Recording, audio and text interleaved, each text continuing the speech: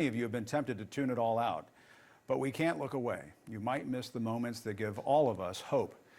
Consider, for example, the pregnant woman who was bloodied in Russia's bombing of a Ukrainian hospital. Her name is Mariana. And in case you missed it, she delivered her baby, a girl, in another hospital. According to her family, the baby's name is Veronica, the tiny face of Ukrainian defiance.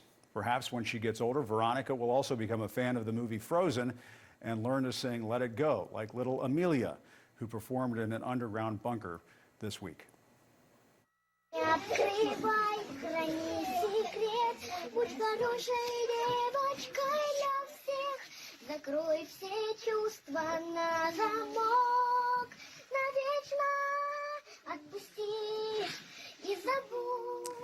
Amelia wasn't the only Ukrainian spreading joy in the nightmare that has engulfed her country.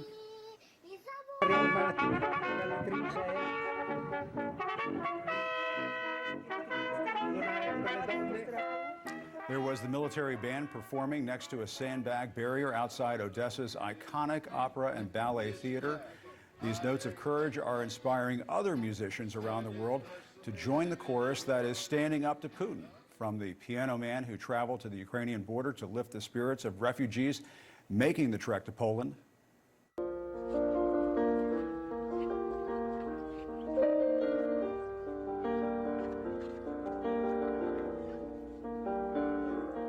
To the activists who projected the blue and yellow of the Ukrainian flag onto the Russian embassy in Lisbon, Portugal. Take a look at that.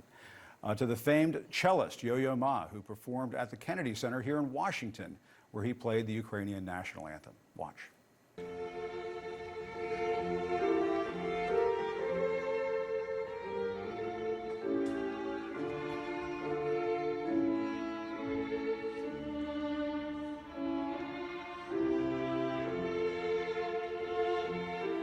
Despite this solidarity for the Ukrainian people, the Russian assault on Ukraine grinds on, with attacks on hospitals and schools, among other civilian targets.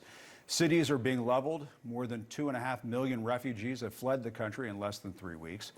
And there are growing concerns that Putin will authorize the use of chemical weapons to crush the Ukrainian resistance, all of which raises the question, what exactly will Putin capture should he win?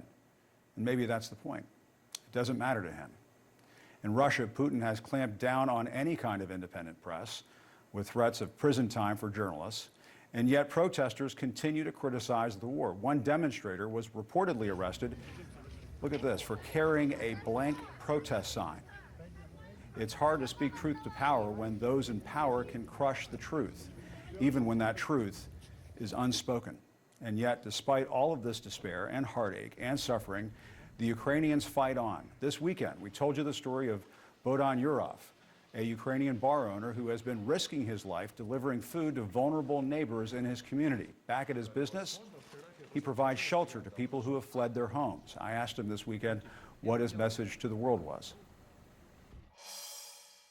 We will stay strong and we will keep the city and we will keep the country, but it's only possible with the whole world being united.